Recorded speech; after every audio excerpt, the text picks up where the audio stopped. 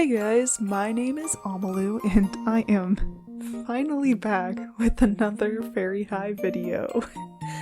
Finally. Why did this take so long for me to make? It's because life sucks. And yeah, that's the whole reason. If you're new around here, hi, my name is Amalu and I'm an art hobbyist who loves OCs. This video is a continuation of my Faerie High series, which is basically where I ask the question, what if Monster High was about different species of fairies instead? If you want to see the other characters I designed for this series and learn a little bit more about the world, I'll link the playlist in the description. You should go watch those. Okay, enough of me yapping about the intro, let's get into drawing and yapping about these characters. Eden Nature. Eden Nature is a dryad and the daughter of Mother Nature. I brought this up a bit in my last video, but I really wanted to include references to or children of famous folklore fairies in this world. And while I know Mother Nature isn't really a fairy, or even a person anymore, these days she's more really like a concept, but I randomly had the thought that she could be a really cool dryad, and I just kind of ran with it from there. Dryads are from Greek mythology, if you didn't know already. Technically, they're a type of nymph, though in my last video I went a little bit more in-depth about how I'm handling nymphs as a whole in this fairy world. Basically, I've split dryads off from the main group of nymphs and made them their own separate species. In mythology, dryads are basically nymphs or nature spirits that are specifically linked to trees. That's a bit of an oversimplification, but I really don't want to get lost in the weeds on the different types of dryads and how complicated Greek mythology can get. Like, I think the way I've made these, they'd actually be like hamadryads or whatever. But again, I don't want to get lost in the weeds. So in my world, dryads are nature fairies who are linked to trees and are born when a mother dryad plants a seed. They are linked to one specific tree that is their home tree, and they have to tend to it and keep it safe for their well-being. They also tend to reflect features and physical characteristics of their home trees. I also decided that they have a special connection to plants because, in a way, they kind of are plants. And this is especially true for Eden as the daughter of Mother Nature. Eden understandably loves anything having to do with flora. Flowers practically bloom wherever she walks, much to the dismay of the Faerie High groundskeepers. And any wilting plant will perk up just from her touch. You can often find her in the Faerie High greenhouse, tending to rare or wilting plants, or participating in the gardening club. Sometimes Eden feels like plants are easier to be around than people. There's just less drama that way. Though she's more on the soft-spoken side, Eden is anything but shy. She's very kind, nurturing, and patient with others. She's always there to support her friends that need it, whether that's figuratively, like a shoulder to cry on, or literally, because she's a cheer fairy and likes being at the bottom of the pyramid tree as a support. She isn't focused on being loved by the student population at large. Eden cares more about the one-on-one connections she makes with other fairies. As a result, she is pretty popular and beloved among the student body, though she still has her two best friends that she tends to stick with, who we will talk about later in this video, so just you wait. Eden is patient and zen almost to a fault. She's a little bit indecisive. She's someone who would rather let the universe decide for her, so she'll spend way too long putting off actually making a decision and hoping something in the world will just make it for her. She takes life at her own slow and peaceful pace, which is great for staying zen, but it also means she can struggle with making concrete plans or meeting deadlines. She likes having a more calm exterior and outlook on life because the environment around her kind of adapts to her emotions. She rarely gets really mad, but when she does, she is a real force of nature. This design I'm making for her is a redesign of her signature look because I really was not satisfied with it, or her color scheme. there are already 2 characters in this lineup, Rainy and Suzu, and you should go check out their videos if you haven't seen them, who have pink and green in their main colors already. And even though she had a kind of different shade of pink and green from them, I just felt like it was too samey. So I ended up leaning more into a tropical junglecore inspired design for her, because I can't think of a more lush and alive place than the Amazon rainforest, and that was her main inspiration. I began to incorporate more oranges and yellows into her design because so many tropical fruits and flowers that I was looking at have those colors, and I thought it really was the thing that set her color scheme apart from everyone else's. Her style is also very bohemian inspired, because I feel like that fits with her whole calm and zen personality. Basically, I was focused on giving her these long, loose silhouettes. I also wanted to make it look like her clothes were made almost completely of plants, aside from the little hint of denim I put on her pants. Her long sleeves and her long pant legs are supposed to look like those long, skinny flowers. I don't know what they're called, but they're supposed to look like they grew around her limbs. And of course, her top is made completely of a leaf. It's also one-shouldered because it gives me Greek goddess vibes, which I thought was really fitting with her being a dryad and the daughter of Mother Nature, who, if you didn't know, kind of originates from a Greek goddess. Her shoes are kind of supposed to look like tree roots, but I'm really not sure how well that translated.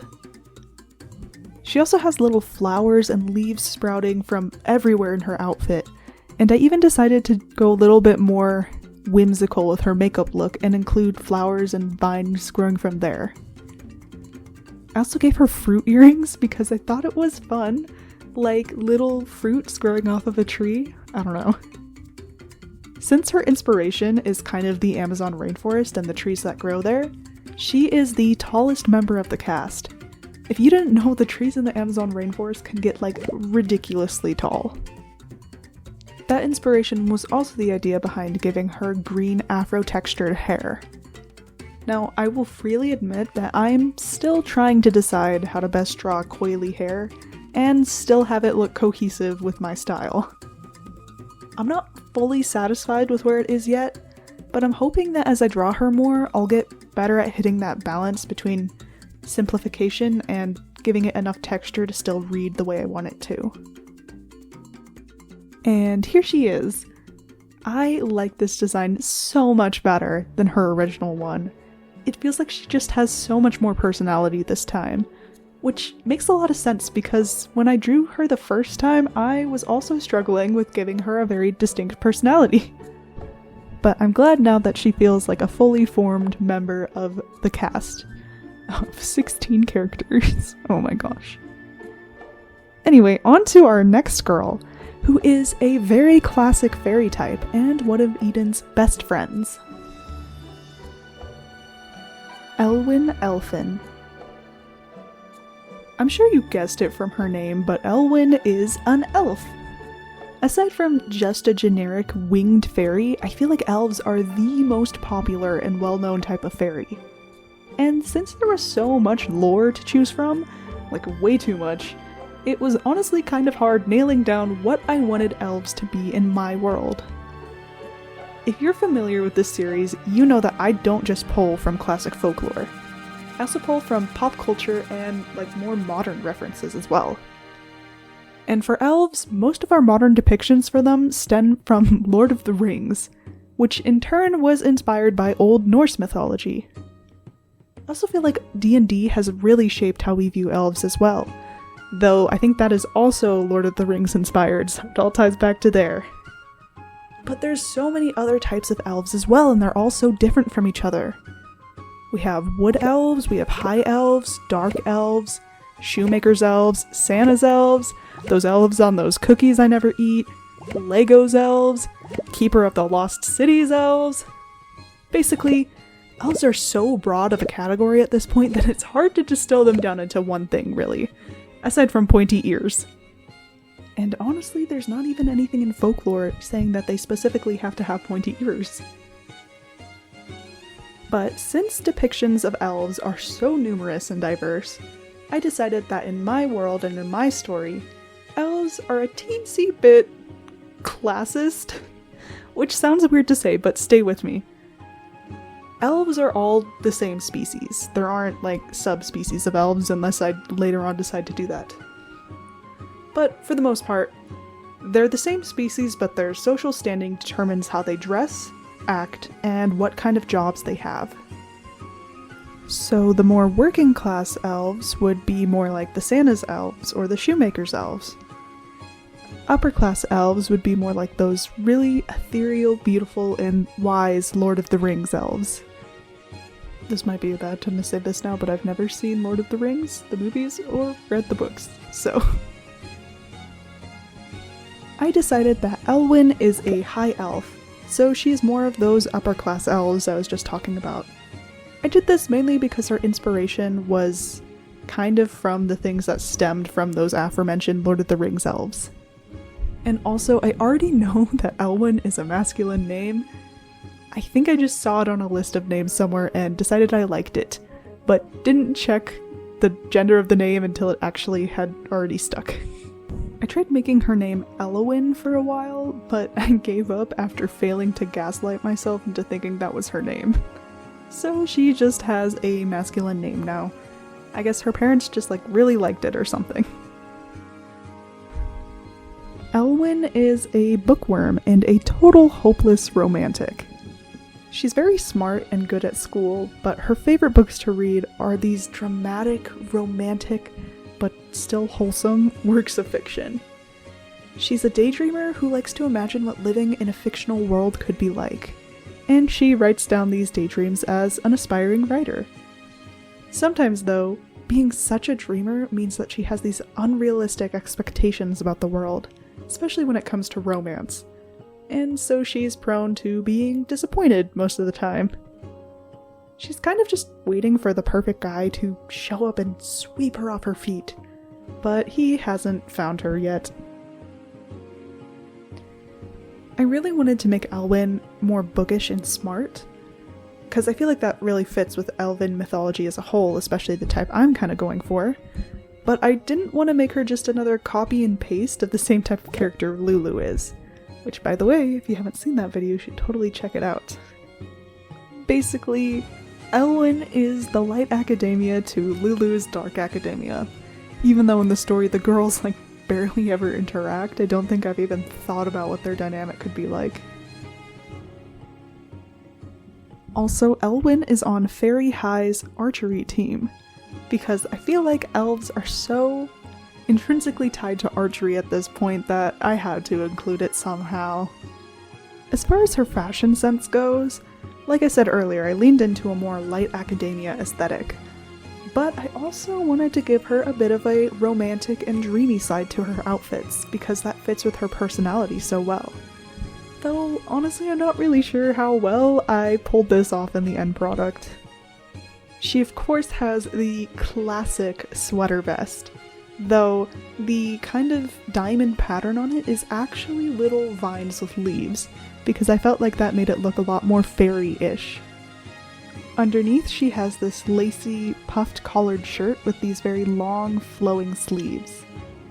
I felt like that and her long skirt both helped her outfit feel a little bit more romantic, but they also were supposed to look a little bit like those dresses you see people wear when they're trying to dress up as an elf who is kind of looking like they're from Lord of the Rings. I also gave her a circlet and lots of very small, intricate silver jewelry. That's how I always envision things in books when they're described as elven made, and plus a circlet feels very in character for an elf character. Also, if you look closely, her earrings are little arrows with points. I thought that was really fun. I also got a lot of the design ideas from runes, actually, which ties into her being more ancient magic, but still very academic. I don't know if that makes sense, but it makes sense in my head. And she has a couple of green streaks in her blonde hair, just for fun. Also, I literally could not tell you what is going on with her shoes. I literally just made them up, and I feel like they don't make a lot of sense, but we're gonna ignore that, okay? Okay. Anyway, here she is. Usually when I draw her, something feels a little bit off in some way, but this is the first drawing where I drew her and she actually looks like herself. So I consider that a win. Okay, now we're gonna move on to the final member of this friend group, and the last character of the video. Will-o'-wisp. If you couldn't guess by yet another name that's a pun, hi, I'm Amalu, I love puns.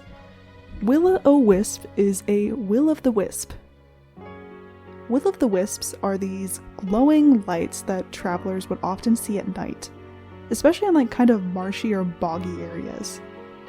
So this phenomenon kind of turned into folklore, as things tend to do, and it kind of became this story of fairies that would either guide travelers to safety or lead them astray. If you've ever seen the movie Brave, they're these little guys, and they scared me so much as a kid. Now though, I think they're really cool creatures, so I felt like I had a great starting point already. Willa is a character who is very independent, prefers to keep to herself, and is very much a loner type. She loves being outside and hiking and exploring places she's never been, even places that have been unmapped and are probably a little bit dangerous. She's very curious and adventurous, but also kind of prickly towards people. She's one of the few fairies at Faerie High who is actively interested in the fairies of the Unseelie Court. Honestly, she wouldn't even mind spending a spellmester at their sister school called Unseelie High. Willa doesn't really have patience for fairies who can't keep up with her, like outside and mentally. She likes people to be curious and open-minded, so when fairies around her aren't, she just leaves them in the dust. She also just doesn't have patience for people in general, to be honest. Even though she is hyper-independent, deep down she can get kind of lonely. Being alone is nice, but not all of the time. It's hard to be surrounded by people who all have friends and not have that too. Fortunately though, she slowly learns to open up to others and let them into her life, especially the two fairies in this video. As far as her fashion sense goes, I had kind of a unique challenge because I knew I wanted her to be the most alternative member of the cast.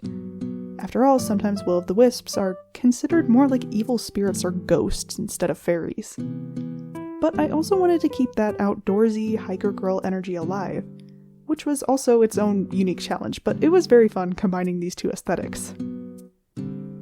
I decided to give her purple skin mostly because that made her feel a little more spooky, and also because I wanted to have at least one more member of the cast who had an unnatural skin color.